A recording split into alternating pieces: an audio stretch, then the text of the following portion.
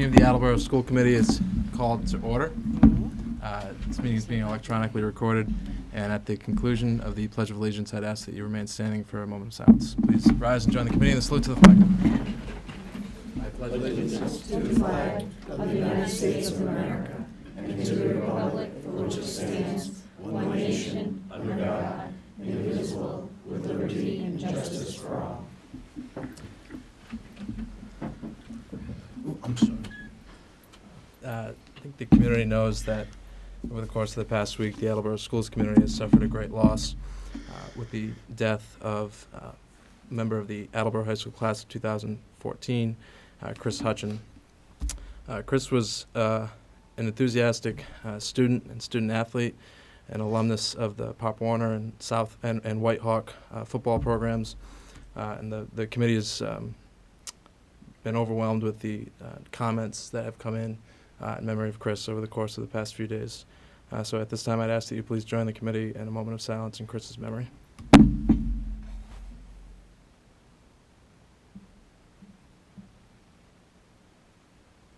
Well, thank you, and Chris and his family are certainly in our thoughts and prayers tonight.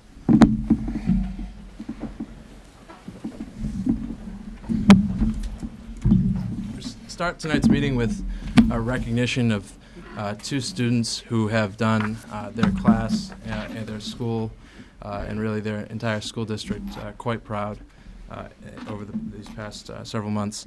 Matt Gersey of the Attleboro High School class of 2015 and Donald Schultz of the Attleboro High School class of 2015 have both been named commended scholars, which Mr. Rooney is going to share with us exactly how they came to be named as commended scholars and what that means to Attleboro High School, our flagship school. I would note that Matt is a graduate of Peter Thatcher Elementary School and Wamsutta Middle School. He's been enrolled in the engineering program as part of the CTE department. He was named captain of the golf team, which was just the golf team was discussed in their season. I understand they finished the season on with a winning streak this fall.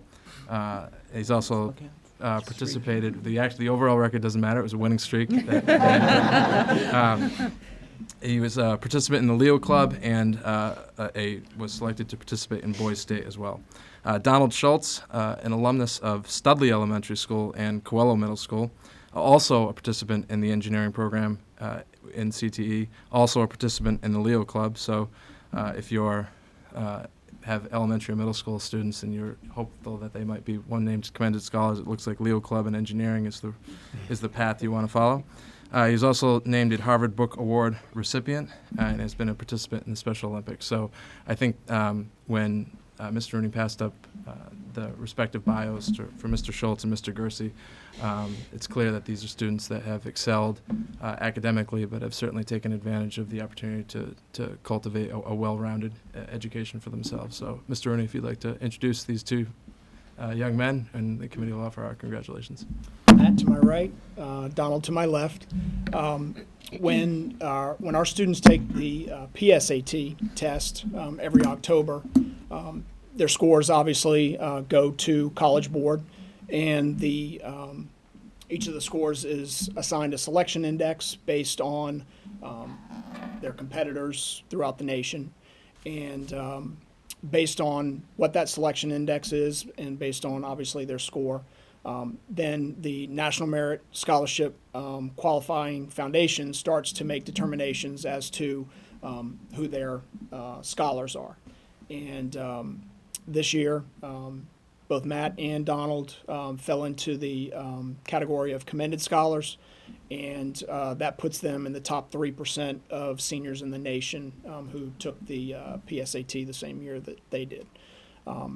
I think that, as you mentioned in their introductions, it's also important to note that they are not just strong students. As a matter of fact, they were asking me where we were on the agenda because they wanted to see if they could get to the Leo Club meeting, which is going down near my office today. So, their commitment to their school in various capacities is very important to them. And once again, it's just it's evidence of the great work that our teachers are doing. As you noted, K through 12, and we're very proud of them. Thank you very much, and congratulations to each of you. I don't know if either Matt or Donald want to share any of the secrets of their success, or... It's a really good honor. I had a lot of help from great teachers, my family, and just worked hard, tried to pay attention, and just did my best. Paying attention is important. So that will stay with you. Matt? I as well would like to thank my teachers. In particular, I'd like to thank Miss Rosa for being very challenging and for keeping me in her linguistics class, which I feel helped a lot in the English portion.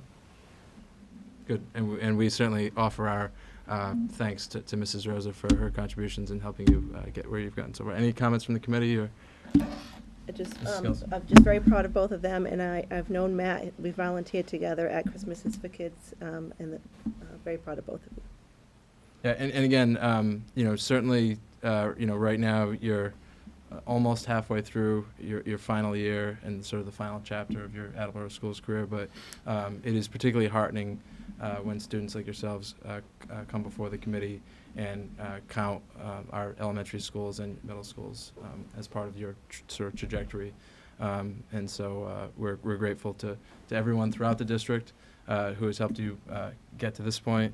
And I suspect at some point later in the year we'll probably be having the opportunity to offer our congratulations to each of you again. So nice job, congratulations, and a round of applause for Matt and Mike.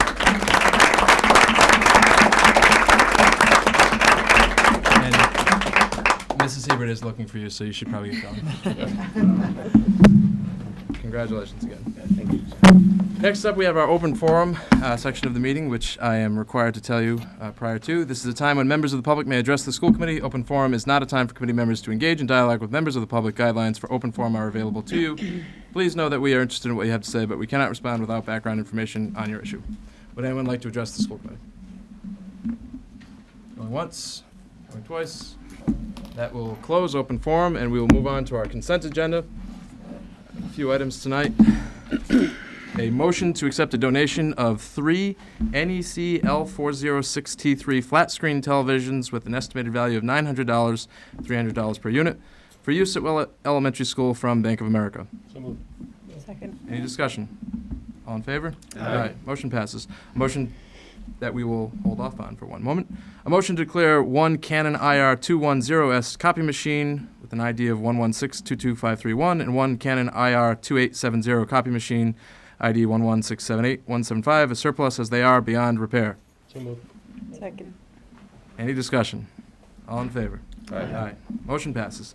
And a motion to approve field trip proposal for 52 Attleboro High School students, grades 11 and 12, to attend a tour of University of Massachusetts Amherst on November 17th, 2014, which is funded by individual students. So moved. Second. Discussion. All in favor? Aye. Motion passes. And finally, we have a motion to accept a donation in the amount of $500 to the 12 Plus program at the high school from Mayor Kevin Dumas. So moved. Second. Any discussion? Yes. Thank you. Very, very generous. Thank you. It is very generous, and we extend our gratitude to the mayor. And certainly that will be put to good use in a very important program at the high school. All in favor? Aye. Motion passes. We have a quick around Attleboro update. We've got a number of events that are taking place throughout our school district, and for that, we recognize Mr. Stowe. So today we had Mr. Chris Herron come in and present to us at the high school for the juniors and seniors, and he was a very good speaker. He talked to us about substance abuse, self-harm, depression, things like that, and I thought it was really good because he encouraged the children to get help, and he focused more on the fact that it's happening in teenagers rather than just focusing on his own story. Mm-hmm. So he made it more about us, which was very nice, and everybody that I talked to loved the presentation. Tyler, if I could just add, there are a number of sponsors who I know helped Yep. bring that, make that presentation possible. I Yeah, just want there to was thank them for that, and I believe there was one piece of news as Yep. well, right? At the beginning, like towards the middle of his presentation, Mr. Herron said that he was going to be donating back the money that was given to him to come speak to the Chris Hutchinson Funeral Fund, and he was going to be doubling it Wow. to send back to them. So Condolence. that's certainly a generous offer by Mr. Herron. I think that, as we said at the beginning of the meeting, that this is a difficult moment for the Attleboro Schools community, and that that partnership has been able to support that family during that difficult time. We certainly appreciate it. So thank you for making note of it. On this Thursday, October 23rd, at 6:30, there is going to be the financial aid night for the parents of the seniors and the juniors at the high school, and they're going to be hearing about the guidance department staff from the guidance department staff, about the financial aid processes in college because they're expensive. You need help. So there's a English presentation at 6:30 in the Bray Auditorium and a Spanish one at 6:30 in the Mini Auditorium. In the middle schools, the Brennan Middle School is having a talent show on Thursday, October 30th at 6 p.m. in the cafetorium, just pretty much showing of the students and their other abilities besides their schools and athletic abilities.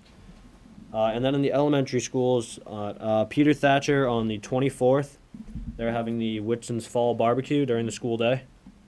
On the 24th, also, Hill Roberts is having its Harvest Hoopla. Also on the 24th, Willard Elementary School is having its Harvest Fest event that night. And Studley Elementary School is having their Pumpkin Glow event on Saturday, October 25th, which I actually had the privilege of volunteering at last year. Really fun event. Are you doing it this year? No, I can't. I have a soccer event. Fair enough. Okay. It'll still be a good time though, even without you there. Yeah, it was very fun. And finally, Hyman Fine Elementary School is having its bingo night on Tuesday, October 27th. Thank you very much, Mr. Stowe. So some important family events that folks will certainly want to mark their calendars for. Okay, our next agenda item, and I could have Ms. Siebert, Ms. O'Brien, and Mr. Prento join the committee. Every year, the school department around this time of year makes a point of making sure that we're doing everything we need to with regard to preventative measures in public health. And certainly public health issues have perhaps gained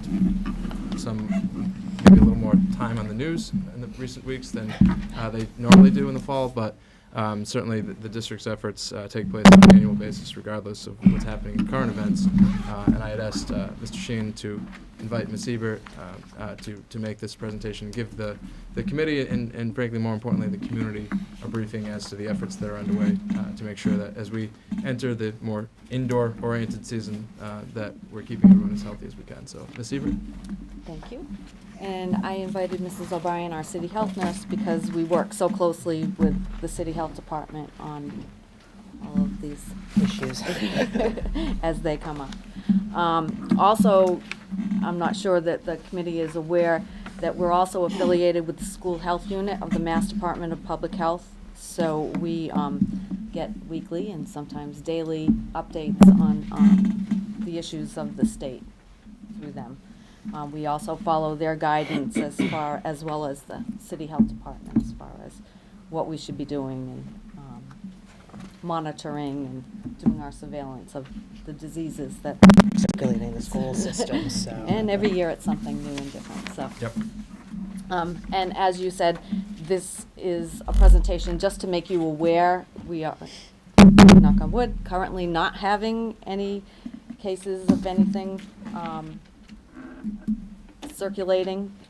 So this is basically for the education of the school community, just on how to stop the spread of disease and what we as school nurses do every day to promote staying healthy.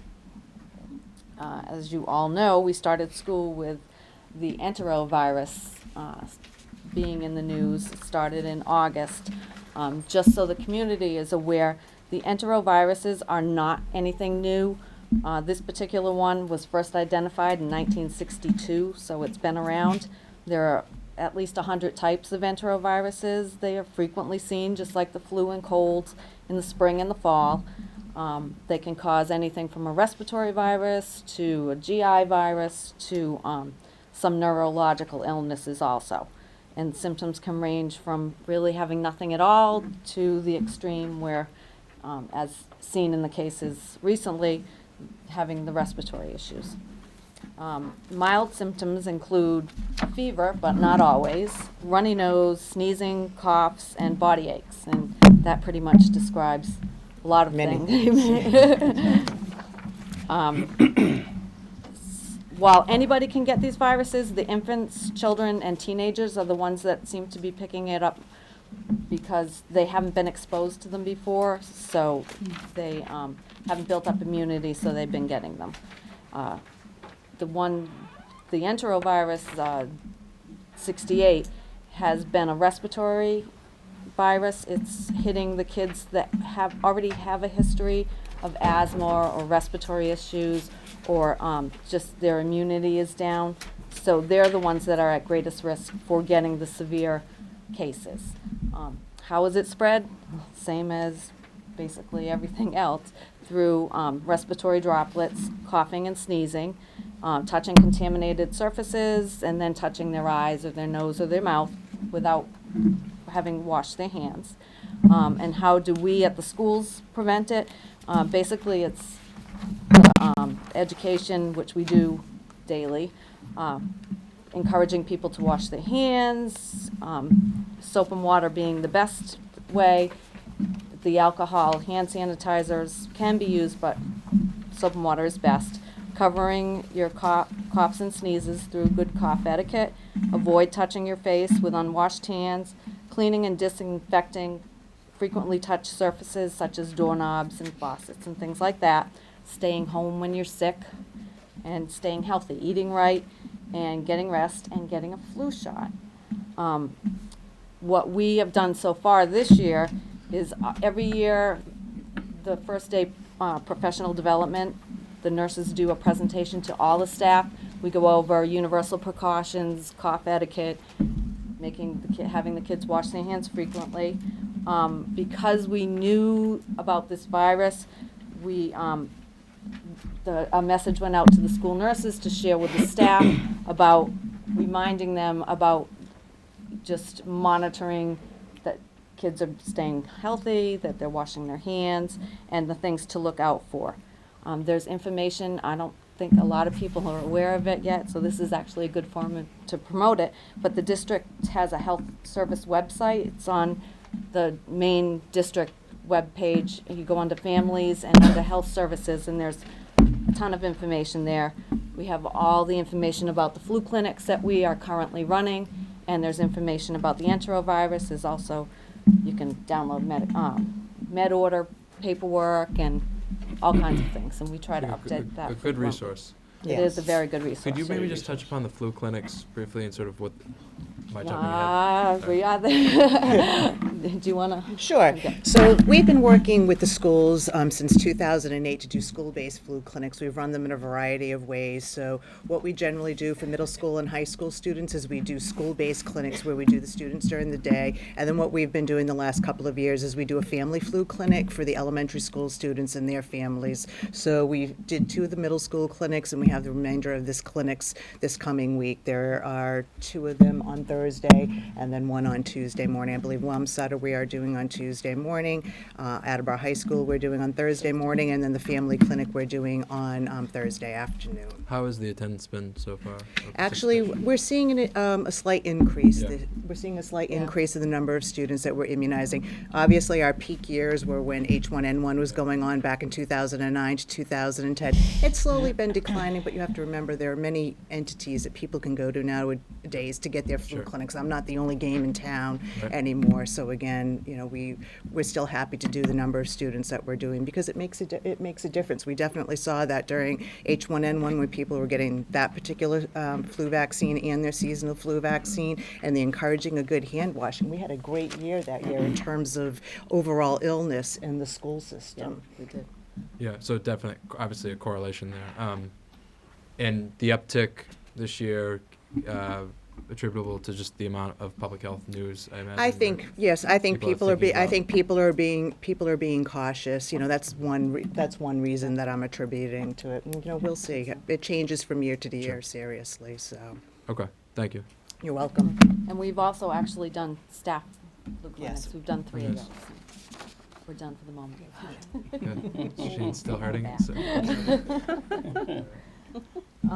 We've also worked with maintenance, and we do every year, so Jason may want to. Sure. It's interesting, Deb and I attended a meeting on another subject a while back, and this actually came up, and it was a great opportunity for us to reinforce our primary goal in the facilities department relating to custodial is really cleaning for health first, Mhm. and everything kind of follows behind that. Mhm. We focus this time of year specifically on contact points, everything from doorknobs to desktops to faucets, anything where people, especially students, are going to come into contact with. And we use a EPA-registered disinfectant that is an extremely effective and potent disinfectant. We actually clean the surface first, apply the disinfectant to a rag, and then put it on that surface to really make sure that we're doing our due diligence in that respect. We also spend a lot of time making sure that we're keeping our own people safe, that they're using proper personal protective equipment, glasses, gloves, etc., masks, depending on the cleanup. We continuously reinforce that, but always this time of year during the cold and flu season, make sure that we take an opportunity to really push that with our folks and offer continuous training through the year. Great, thank you. And, just one more thing, we have going out at some point this week. Again, we're not seeing anything, it's really just an information paper about what you should be doing, what you should be teaching your kids, and also just a little bit on the enterovirus. Okay. And this going out via backpack, or? Yeah. Okay, thank you. Always the most reliable means of delivery, I think, so. Any questions or comments from the committee with regard to the presentation? Mr. Sheehan. When Mr. Murphy and I discussed this last week, we thought it was a very good idea because I don't think the public as a whole, the parents or the students or a lot of our staff, understand what it takes to get out in front of this. And when we look at the school nurses being involved, the city health officials, the Mass Health Department, the maintenance custodial staff, the communication to the parents, the communication to the staff and to the parents, and through the our health website, this is a way by which we can keep our kids in school and be educated. And everyone thinks that it just happens overnight. Well, I'm here to tell you it doesn't happen overnight. And these three people have been working on this for a few months now in preparation. So it's about getting in front of it. It's about combining all of the resources and keeping our staff and our children safe, as well as our custodial people. Definitely. So I wanted to thank them publicly for the job they do, because this was all done behind the scenes. That's what they do on a day-to-day basis, and I'm certainly glad to have them. No question. I thank the superintendent for those comments. I think that, like many other efforts throughout the school system, the sort of interdisciplinary nature of this effort is one of the things that the committee is most grateful for. That the school nurses who provide such a vital function throughout the district on a daily basis in terms of not only just keeping people healthy, but really their contributions to the culture and the atmosphere that is clear to anyone who walks into one of the school buildings. And the way in which your department, Ms. Ebert, works with both the municipal government on the city side and with Mr. Parento and his staff, I think, is really sort of an example as to the way in which the school system needs to work because of the multi-dimensional nature of the issue. And I would just also say that if there's anything we can do to help communicate issues, or if there's any platforms we can provide, we're certainly eager to do that. So hopefully there isn't any big news to communicate. That's sort of the point. But Believe me, as a city health nurse, if there's anything going around, I'll be the first to know. Okay. So. Okay. Well, I do appreciate it. Again, thank you for you and your staffs for all the effort, and thanks for coming in tonight. Okay. Thanks a lot. Have a good evening. Thank you. And so when we have folks come in with important messages, and we always make that offer as to if there's anything we can do to help communicate messages. One of the initiatives that this committee is committed to is to continuously be looking at the ways in which we can improve the ways that we communicate both externally and internally in the school system and in the school district. And so to that end, Mr. Sawyer, at the committee's request, has been working with a small group of administrators with a working group to improve and enhance our electronic media communications. And that effort is sort of still in its infancy. I think that we'll have some information to present to the public next month. But I asked Mr. Sawyer just to give a quick update on that. Thank you. I've been working with Bill Rooney, our principal of Attleboro High School, who really is a model in the district for what You can communication. call him a czar, even, really. What communication looks like in this digital age. And I'm also working with Fred Souza, the assistant principal at Coelho. We want to create a consistent set of practices throughout the district so that people can know what to expect, and as people move from school to school, as they move through the district, they'll know where to find things and how to communicate, and that we can learn from each other so that as a district, it's not just a hit or miss situation with our communication. As part of this, we will be pushing for a major enrollment drive sometime between Thanksgiving and Christmas to make sure that all parents are in the family portal for Aspen. And then through that Aspen portal, we'll be asking people to update their contact information, because we now have more abilities than we used to have to not only use School Connect to call, do the reverse call home, but also to do text messaging and have different levels of communication with opt-in for, do you want to receive messages only under emergency circumstances, or do you want to get text messages with informational things about your school? So we're going to be asking parents to help us to understand how much information they want and get right which phone numbers they want us to use under which circumstances. When we first got the School Connect system in the district, I don't think there's a lot of thinking through, because the world has changed pretty quickly. That some people have a home phone and a cell phone. Some people don't even have a home phone number anymore. And what number you want used under certain circumstances has become much more of a conundrum than it once was. So we need to get all that right so that we can accurately communicate our information. Thank you. Are there any questions? Again, this is something that we'll be hearing more about in the coming weeks, and it is still in its early stages, but I'm grateful to Mr. Sawyer, Mr. Rooney, and Mr. Souza for the way which they've really taken the lead on the issue. As Mr. Sawyer says, I do anticipate there being a major enrollment drive. I think we're going to have to look at exactly, how we're going to, one of the issues about communicating about an enrollment drive when you're trying to enhance your communication capabilities is that you don't always have the greatest communication capabilities to communicate about the enrollment drive. But that's an issue that the next time we are enrolling people for something, because of this effort, we'll be able to hopefully do even more effectively. And again, I think that we have right now individual situations in which we communicate quite effectively. We have some personnel who are excellent at utilizing all of the new mediums that are available. I think the goal is to get to a point where our culture shifts such that that's systematized, and that every school and every building, every dimension of the school system is connected in some way, and so we sort of benefit from that type of synergistic communication. So that's the goal. We've got some excellent people working on it, and I'm hopeful that next month we'll have some even more news. And some of that news I anticipate being communicated at the second school committee spotlight meeting of the year, which up until a few hours ago was going to be on October 30th. October 30th was the date that we had set for a joint meeting between the municipal council and the school committee to hear from our administrators, some of our educators, and some of our students about the changing role that technology and technology integration plays in the school system. It looks as though that we've got some scheduling conflicts. I did email the committee earlier today. If anyone hasn't had a chance to get back to me, just let me know if you can. We're looking at a couple of dates in November, and I anticipate by next week we'll be able to.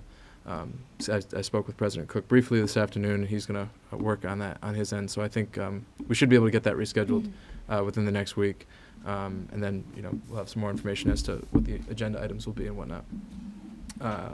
Any questions with regard to either that scheduling update or Mr. Sawyer's update? Okay, so we'll move on to our subcommittee reports. Mr. Withers had a last-minute conflict, and so I'll be filling in for him. If I could ask Mr. Furtado to join us for this portion of this discussion. This agenda item is an item that has been discussed at the policy subcommittee level. It has been discussed here for various reasons, and it's something that, while the policy subcommittee, frankly, still has some work to do from a vetting standpoint, this is a fairly significant issue that the committee is essentially going to have to grapple with in the near future. And I wanted to make sure that we sort of got that out there and injected that into the public discourse so the community is aware that this is something that there may be a change to effective the next school year. And that probably should be disclaimer number one. The discussion tonight and wherever this discussion leads in the coming weeks and months will not affect the 14-15 school year. And the issue that we're talking about is governed by policy EEA. It is the fee-for-service student transportation program. At the September 15th policy subcommittee, Mr. Furtado and Mr. Sheehan had sent up a potential policy recommendation that was just in draft format. There is some documentation, something's being passed out now, and looks like it's what I hoped it was, so thank you. And I think there's actually another copy in front of you as well, but and I'll ask Mr. Furtado to sort of fill in the details here, but essentially what the topic that was broached at the policy subcommittee level was a discussion about whether or not the administrative difficulties that the district has encountered repeatedly with regard to the fee-for-service program essentially warrant a change at a policy level. And what the issues that we would be looking at would be potentially the elimination of the program itself, but then an adjustment to the radius that governs the fee-for-service system. This is an issue that's come up frequently over the last several weeks for a variety of reasons. We have 500 students who enrolled in the fee-for-service program. The breakdown is that there are 400 students that are officially in the fee-for-service zone, according to the policy, and 100 students who are technically in the walker zone, meaning they live closer to the schools that they are attending. But if there is capacity, they are allowed to pay and take the bus to school.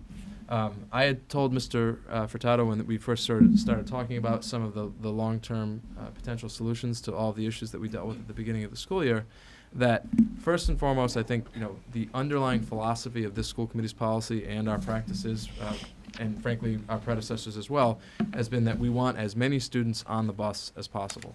The buses, we need to be mindful of the fiscal implications of transporting students. But first and foremost, statistically speaking, taking the bus to school is the safest way to get to school. It's the most reliable way to get to school. And in our district, we have always valued that. And what we need to do is find a way to keep our capacity such that we continue to get as many kids on the bus as possible, but ideally in a way that doesn't result in riots in the first couple of weeks of school. So with that, Mr. Furtado, if you want to talk a little bit about the underlying principles of some of the starting points to the discussion, and we can take it from there. Sure.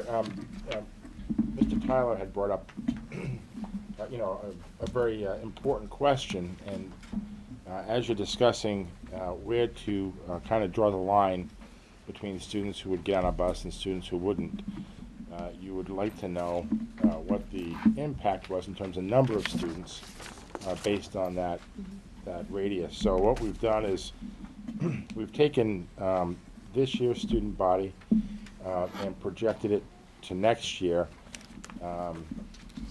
What you're missing here is the kindergarten students, who we would strongly suggest would be entitled to a bus ride no matter what. And that's why you see a total population of 5,400 students. And then you can look across to see, based on the distance from school, how many students would be impacted by school. I know there was some discussion on the committee's part about perhaps even different policies for different schools based on the demographics of that particular school.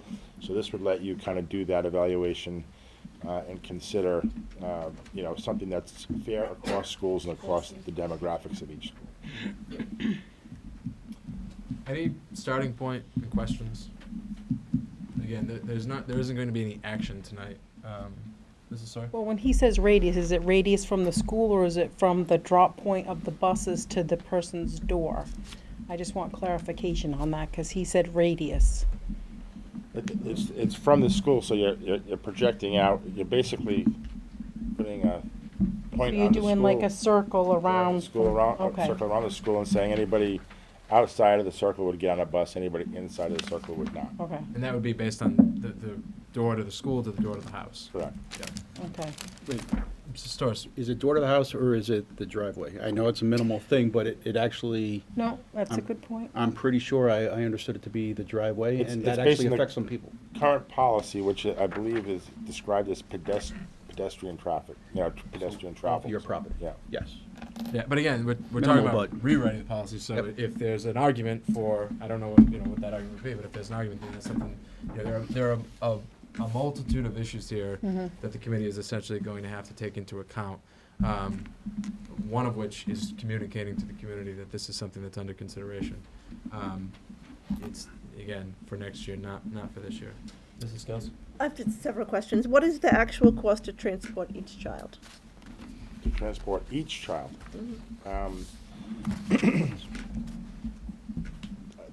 There's not a good answer to that question, and let me tell you why. If you were to look at our systems and basically ask our student database how many students are entitled to taking a bus, you'd get a number. The actual number of students we transport every day is significantly below that. There are lots of reasons for that. So the answer to your question would vary dramatically depending on if you're talking about students who are entitled to get on the bus or students who are actually transported. I think I'm based on the number of students who are transported. That number's probably in about the 4,500 range. And our transportation budget, as you know, with the $400,000 approved, is now $3.5 million. Okay, sorry.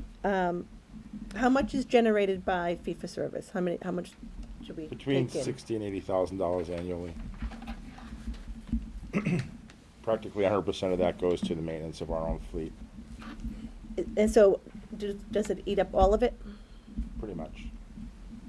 And if we didn't have those fees and we still had our fleet of buses sitting out there, how would we maintain that? You'd have to actually budget for that. Although, if I could just, I think, we are, and this is, I'm glad that Mrs. Scales raised that point, because I've had that question come up several times in the last week.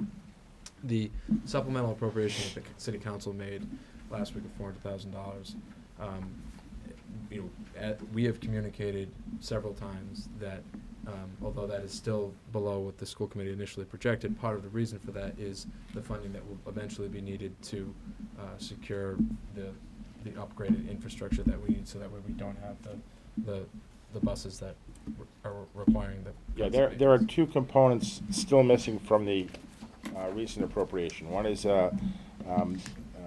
about $160,000 requirement that we have right now, based on our kind of student demographics, to just transport our student body today. And then the other piece of that is about a $90,000 leasing cost, annual leasing cost for 5 years, if the school committee decides to actually invest in new capital equipment. Right. Okay. Okay.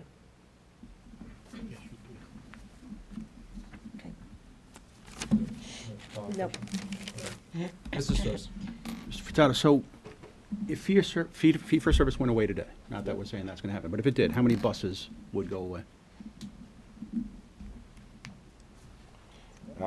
That's a very tricky question. Only because it's driven exclusively by the distribution of the fee-for-service students and how that relates to bus routes that already exist at a school. I'll give you, for instance, we have high school runs that are not full at all, and we have middle school runs that are packed to the gills. So the fee-for-service aspect of our transportation system profoundly impacted the middle schools, and we had to actually make internal arrangements to try to free up capacity to serve those people. Whereas the high school, again, you're going to see buses with 25 kids on them. So depending on the demographics, but I think it would be reasonable to say if you're entertaining 500 students, and you have done that annually for many years now, that could translate over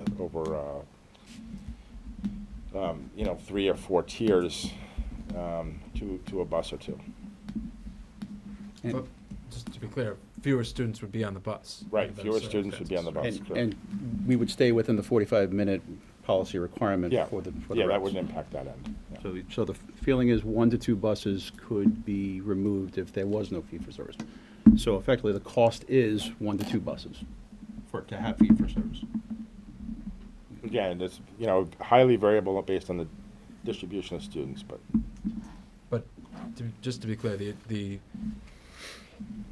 underlying premise of the administration's proposed policy is to make 2 changes: to eliminate the fee-for-service program, but to change the radius such that the fee-for-service program would be unnecessary, and therefore maintain essentially the same capacity. same ridership, correct. Right. Yep. Okay, with less buses. Again, the school committee has I'm very good. routinely stated, and obviously we strongly believe, a school bus is the safest way to get a student to school. The district has essentially served all applicants for fee-for-service for many years. All we're doing is creating work in order to do this. So just start it from the beginning of the year and have people know that they're going to be on a bus, and off we go. Laura, Mrs. Scales. Oh, sorry. First time I've done that in It- 9 it- months. I guess I'm just concerned with the financial implications and the situation that we're in now, that we can just say, that money isn't necessary. I mean, I would love to give everybody free busing and I don't the other think- different fees taken yeah. away, but I just don't see how, with the financial situation that we're in, that we could just eliminate something like that. Yeah, if I'm coming across as saying the money's not necessary, I don't want to say that. There are multiple decision points that this committee is going to face regarding transportation over the next 6 months, and primarily centering around our own fleet and what to do with that. You can obviously do nothing and maintain the fleet as is, and we have a significant maintenance requirement and probably more profound problems beyond that. Or you can do what you've planned and invest in capital and continue to run your own fleet. Or, a third option would be to have a vendor provide those services. So there are a lot of things for the committee to consider and decide that would directly impact the kind of value, if you will, of the fee-for-service dollars. I'm sorry, just to I thought we as a committee had already decided that we wanted to lease. The committee did adopt the administration's recommendation in June Okay. to lease buses. The municipal government did not provide the necessary funding for us to exercise that option. I think that when that happens, and I suspect it will, and I suspect it'll happen in the coming months, I think that it would be worth the committee hearing from the administration as to whether or not it continues to be the administration's position that it's the most fiscally responsible decision to make. It may be the case, we have had, there are different individuals involved, and it may be the case that the recommendation is modified to some degree. I don't know that. I don't know what the administration's position is, but since the city has given us some time by not funding it, it would seem like it might be worth just making sure that we do our due diligence to determine whether or not it truly is the most fiscally responsible decision, keeping in mind that it is a priority to keep as many students on the bus as possible. And I think what we're looking at here is, even if there is a cost, is it a cost that is offset by other responsible decision-making that ultimately brings the cost down, or at least doesn't let it grow at a rate that it might? Is that a fair? Yeah, and I only bring up that point because when I was before the municipal council, they had asked me to look at the economics behind that decision, and I have not found any internal analysis of that. So the economics could have a profound effect on which way you go. So, Yeah, but Mrs. Storrs. So just to summarize, what the recommendation is we're going to be keeping the same capacity, the same number of students are going to be serviced, effectively decreasing the amount of money coming into the district by 60 to 80K. Yes. So where would that money come from? Well, again, it's almost entirely consumed by a fleet that is sort of exercised its useful life. And If you were to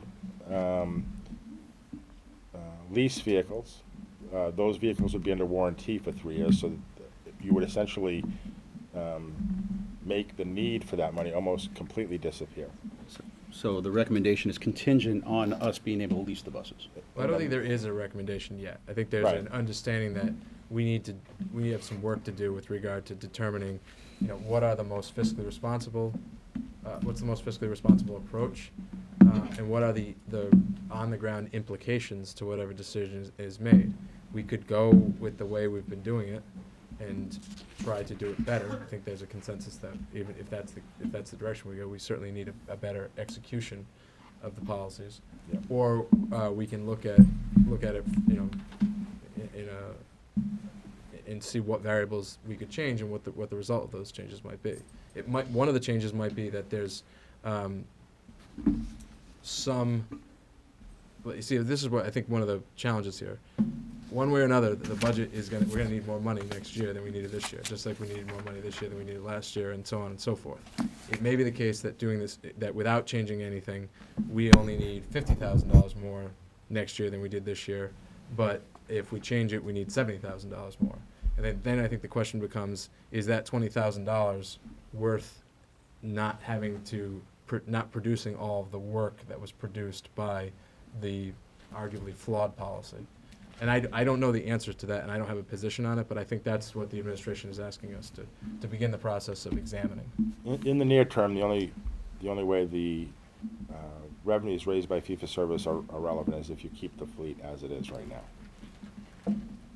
And if you keep the fleet as it is, and with the maintenance costs each month, it will far exceed the money that you're bringing in for fee-for-service. Yep. The fleet is in that desperate need. But I think that's something that we know, that's why we said we'll go out and we'll do the Exactly. lease. But in 3 years then, we will then assume maintenance costs. Responsibility for maintaining the vehicles, and then 2 years after that, you own them. Yeah. Which is So why, we- again, I think we need to go back to look at whether or not that is still the recommendation of the administration, and still what the committee feels is the most fiscally responsible decision. Ms. Singer? I just had a clarification question. So, right now you said 500 students take advantage, 400 fee for service, and then 100 that would be walkers in the walking area who choose to pay to take the bus to school. So if you redo this, you're still gonna have those walkers. Are they still gonna, they have to still pay for the bus, or they don't pay either? No. Again, Wouldn't even allow them to That's take something the you're bus. gonna discuss, but yeah, the recommendation would be you're either on or you're not on, and that would be the end of it. Mr. Larson? I think having a clear-cut answer one way or the other, you're either on or you're off, and we know that in the middle of the summer makes so much more sense than what we're doing now. I mean, I like the fee-for-service aspect, but I think for a lot of people, if they just knew one way or the other, they either were or they weren't, and, people can plan, make their schedules accordingly, and I think that would be a great benefit. I think there's just one exception, which is there would still have to be safety determinations made within the walker zones. Yeah. And Oh, so, absolutely. I think the issue here is that right now, only 100 students have signed up who live in the walker zone and are on the bus. The administration and the public safety officials can process, assuming the numbers stay relatively steady, you can process 100, situations a lot faster than the sort of chaotic scene that we've seen over the last several weeks.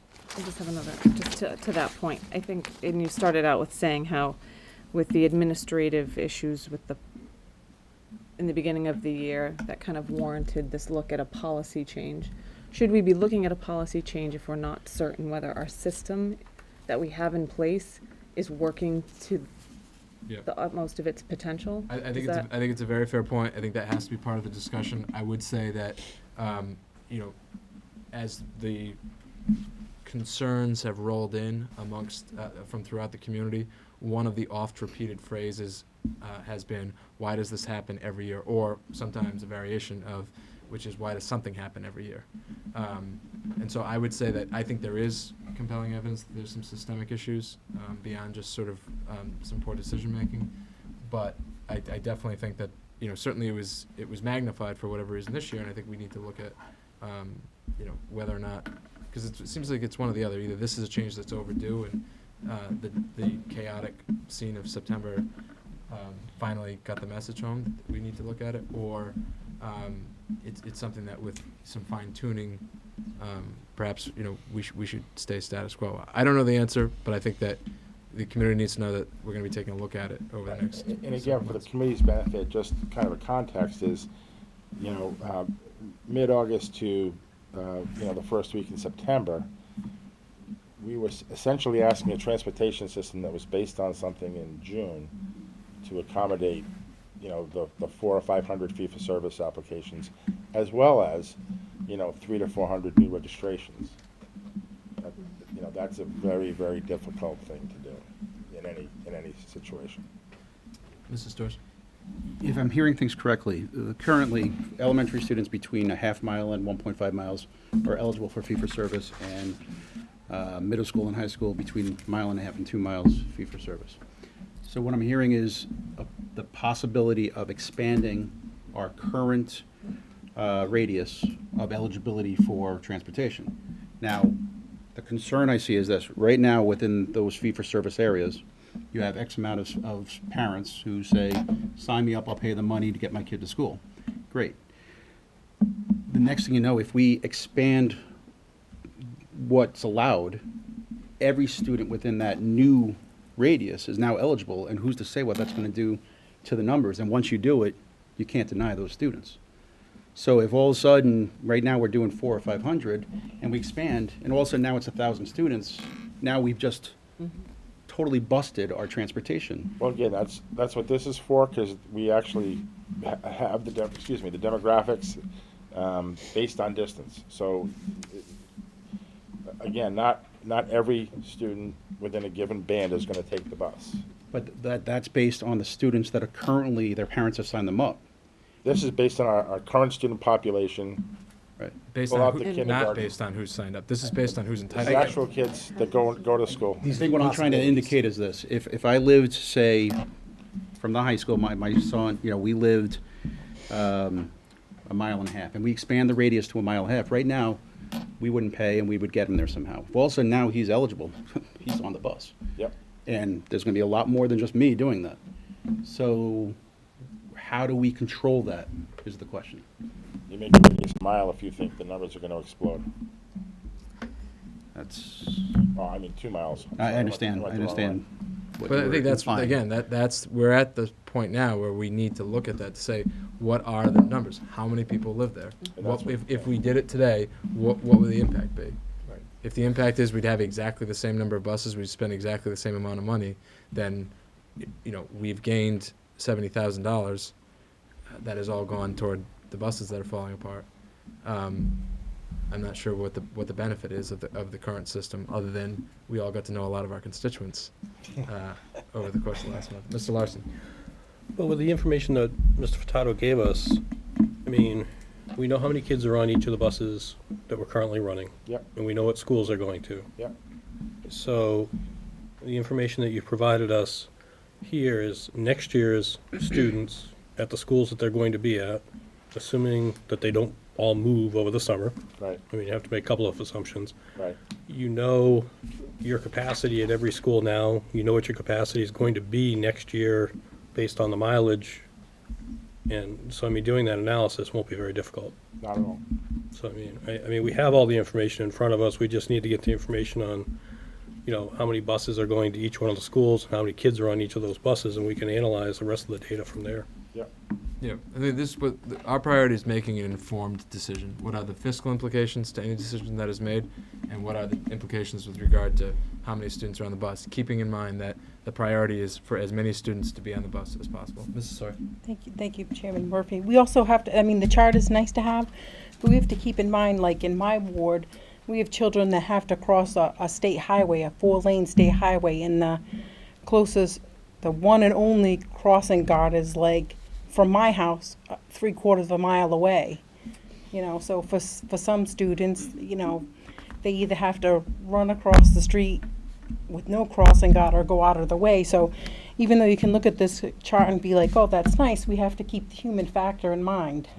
No, absolutely. And again, you currently have what is essentially a clause in your policy saying in instances of safety, that the administration has a right to override the policy and provide transportation in that kind of circumstance. We would certainly strongly encourage that same phrasing be in the new policy to allow for those circumstances to be addressed as needed by the administration. I mean, just the other day, my spouse told me she saw a student riding their rollerblades across Washington Street going to school, and she thought it was crazy. I was like, okay, well, that wouldn't be my child, but. Okay. I think that, I mean, it is important to note that at the end of the day, this is first and foremost a safety policy. So, and certainly as Mr. Furtado says, I think it's a very good point that there are different schools in different neighborhoods with different geography surrounding them, and we've got to. One of the items that we'll have to take a look at is whether or not we need to fashion a policy to be specific to the school to take account for that. But no policy will ever come out of this committee that doesn't incorporate the concerns with regard to student safety. And frankly, if there is anyone riding their rollerblades across Washington Street or dashing across, I think I would just encourage all committee members, or any other street, Washington or otherwise, I would implore committee members to bring that to the superintendent's attention immediately, because that's something that needs to be looked at. Rollerblades or no rollerblades, all right. One more, Sure. sorry, one more comment.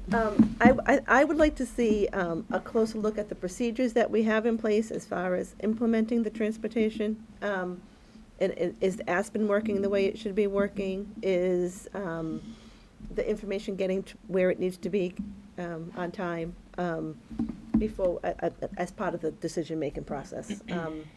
Just to kind of get a grasp on if our procedure is actually working before we decide.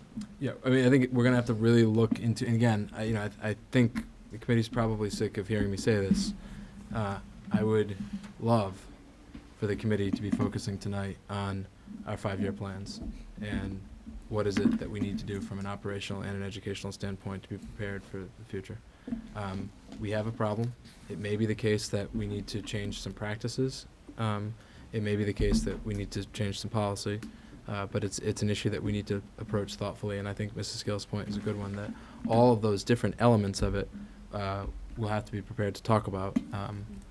I don't expect that this conversation will take place next week at the policy meeting, but it is a conversation that will take place certainly between now and the holidays, and ultimately in the hope that in the relatively early part of 2015, the committee can make a decision as to what direction we want to go.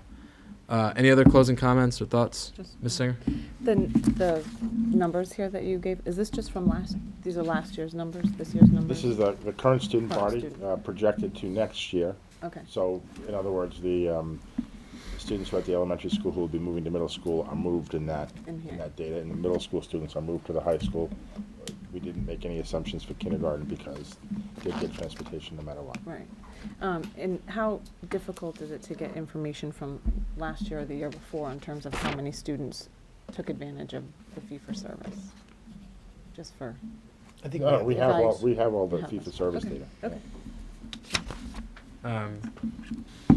Okay, so again, I think we can leave this here for the time being, but it's an issue that we'll come back to. And I think the administration, I hope, has a sense as to the type of information and the depth of the information the committee will be looking for as we start to go forward. Actually, I have one more question. Is there do we have any sense as to other districts where they draw the line in terms of entitlement for transportation regardless of location? Is it generally at kindergarten, or is there at times the higher elementary school levels? Most, again, state guidelines, it's not state law, state guidelines drive the schools to transport through the 6th grade. So 7, 8, 9, 10, 11, 12 is off the hook there. Wait, I'm sorry, did you say state guidelines is through the 6th grade? Yeah. Oh, okay. And a mile and a half from the school. Okay. But again, those parameters are completely under local control, but that's what the state's suggested. And that's kind of rooted in a reimbursement program that doesn't exist anymore, but the state used to reimburse you for students beyond a mile and a half from the schools. So They that's just what didn't change the guideline after they changed the reimbursement. Right. Okay. All right, well, thank you very much for that. And we will revisit the issue in the near future. Next up, we have our Finance and Budget Subcommittee report with our Finance and Budget Subcommittee Chairman, Mr. Larson. The Finance and Budget Committee met October 7th. We did not take any motions to bring forward to this committee at this time. We did have a review of the monthly reports. We had a discussion about the transportation budget. We had a discussion about the food and service financial issues. And we had a discussion about different options with the use of copiers in the district. We have another meeting coming up on the 4th of November, and that is the end of my report. Thank you, Mr. Larson. Next up, we have our Infrastructure and Facilities Subcommittee report with Mr. Tyler. Thank you, Mr. Chairman. We did have a meeting on October 15th, and we had a presentation by the flagship task force led by Attleboro High School Principal Bill Rooney, accompanied by the SBC Vice Chair, Jack Jacoby. Basically, the meeting was all designed about space needs at the flagship school being Attleboro High School. And even though the flagship group as a whole has looked into every aspect of the building, comes down to furniture, basically classroom alignment and stuff like that, the thing that they brought forward to the most is this space need. I think as we've seen tonight by a couple of representatives who got the National Merit Scholarships that are in engineering, both taking engineering, that we want to try to provide as much space as we can for the students. That's what we're here about. So I think one of the ideas was how much space does the central office and other entities take up here at our high school? Well, there's maybe a lot of variables to that, but I think in what we need to have is a professional evaluation of what the Principal Rooney and his flagship feels they need to expand existing programs and add new programs, and what type of space is being utilized by outside entities, or central office, I should say, in the high school. So, to put it all kind of in a nutshell, I think the committee felt we did not want to take away from the hard work that this flagship committee has done. They're very into it, and I think Mr. Jacoby put it the best. He's been invested for years in Attleboro with all of our infrastructure. And the intent always was to take things on a certain level, being the elementary, middle school, and we've come to the time where it's time for the high school. We probably are not going to be getting to high school anytime soon, so we need to make some adjustments to accommodate new programs in here. So it is going to be the recommendation of the Infrastructure Subcommittee to the full committee to entertain a motion tonight. And the motion reads, a motion was made and seconded to recommend to the full school committee to approve a professional and comprehensive space needs study of the school district, contingent upon an approved funding source. That was a 4-0 motion. So moved. Thank you. So now open for discussion. I think it's very exciting. I mean, to see this building sit the way it is, and then to see what the potential is, I think it's something very much needed. I couldn't agree more. David? Thank you. I think that one of the questions that's come up, and it was part of the discussion at the subcommittee, was sort of what is the purpose of the flagship task force? And I think that one of the things when you look through their initial report that was delivered to the committee in June is that there's a multitude of purposes to that group. One of which was to identify the underlying and threshold issues that need to be addressed in order for us to tackle our biggest infrastructure challenge, which is the high school. And I think that they've done that, and they've made a very positive and significant step forward in terms of this recommendation, because as Mr. Jacoby and Mr. Rooney have articulated quite well, until we have the sort of professional examination that's called for in this recommendation, we as a committee and as a community can't make informed choices. So I think that there's no question that this is the threshold issue that needs to be addressed. As we discussed that night at the subcommittee, it's not our only infrastructure challenge.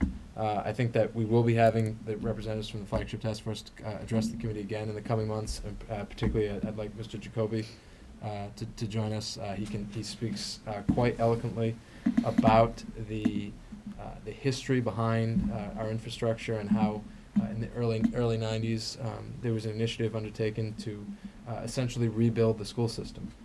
And they got 2/3 of the way done, and they did it quite well. And we have 2/3 of our buildings are, I think, extremely impressive and really do a lot toward selling our district and welcoming families into the school system. And then we have 3 others who have exceptionally talented staffs, and they have great building communities, but their infrastructure isn't, frankly, what we need it to be. And I think that for too long the community has sort of gotten bogged down well, are we going to build a new high school or are we going to fix the old one? I mean, the reality is the discussion, frankly, is much more nuanced. And anyone who's ever walked through Peter Thatcher Elementary School or Coelho Middle School can see just how nuanced that discussion can be. And so exactly what shape this will take in terms of where we will ultimately go over the next year, over the next few years, I don't think we know. But I think we needed to get the conversation started. I think we needed to get the ball rolling. And I think that this, retaining the experts that we need to actually look at the building and tell us what we need from an educational standpoint is a critical first step. And as Mr. When we talked about the sort of the connection to looking at this building and what that means for our other buildings, Mr. Jacoby has mentioned the possibility of essentially a windshield appraisal at Hill Robertson and Hyman Fine, and I think, frankly, once we develop a plan, which is probably overdue for the building that we're sitting in right now, those 2 buildings are warming up in the bullpen, and those will have to be addressed in the near future. So, thank you to the infrastructure subcommittee for your work on this. Thank you, David. Jim? Yeah, I want to say the same thing. The work that they did was great. The presentation was great, and I definitely see the need for this. But I do want to, and please correct me if I'm wrong, we're not approving the spending of any funding from the budget at this time. I think that's an important point. Although I think the subcommittee, we all voted yes, we all agreed that the importance of this is based on finding appropriate funding sources, whether that's going to be grant funding or some other source that we haven't determined yet, that's still open. But I didn't want anybody to think that we are approving the use of funding that, in a difficult budget year that we've already had to make the cutbacks that we had. So I wanted to make that point clear. And that's a great point. We're not using net school spending. We're looking for, and that's why I said an approved funding source. We are basically hoping that the city will work with us on this. It's what we're here for. The kids in the high school, and all of our schools actually, but they know the courses they want to take, and it's up to us to make sure that we provide enough space and classroom space and for those needs. And if that entails making sure that we have another place for central office to, do their work during the course of the time, and I think as the chairman spoke about, this is for Attleboro High School. That's what it's all about, a space needs. But we're going to try to look at it a little bit. We're going to try to open the umbrella up a little bit. I think this committee might have some ideas right off their head of where maybe central office should go. Well, it is kind of off the cuff. We need a professional evaluation system to say, what are your needs and how can we provide that? So again, you're absolutely right. It's not going to be out of our budget. I don't think this committee would approve that in any way, shape, or form. But it is something that is long past due and it does need. Definitely. So And we have a again, motion. I don't mean to keep talking about it. If you want to really hear about the history of the buildings and what it looks like when you've got a real vision as to where you need to get to from an infrastructure standpoint, I think Mr. Jacoby can speak quite in a compelling manner about that. And he's not responsible for the open classrooms that was before him, so I'll just You made that clear. Yeah, exactly. That's absolutely true. So we have a motion on the floor. It has been seconded. All those in favor? Aye. Aye. Opposed? Abstained? Motion passes. Thank you, Mr. Chairman. And we have not defined when our next meeting is going to be yet, but as I promised during the last one, we are going to, it's most likely going to be in the first week of December, and we are going to be meeting at Coelho Middle School. As we promised, we want to look at every school but Jason was not available on this one. He had his long-deserved vacation. So without Jason being there to point these little things out to us, it was kind of feverish to do so. But we will be meeting sometime in December, and it will be at Coelho Middle School.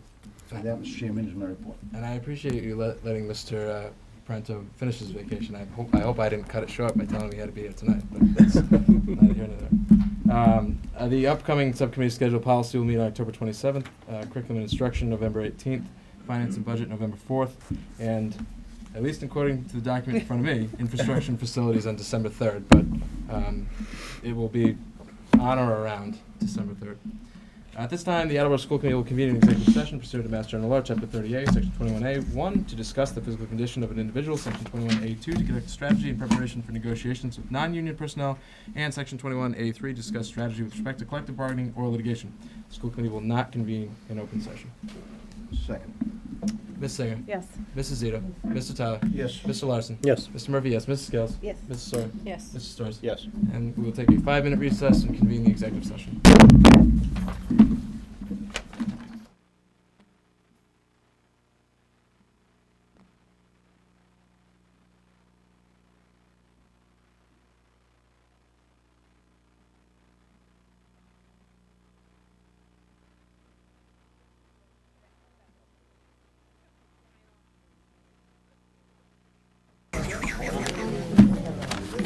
How's everything? I know, thank God.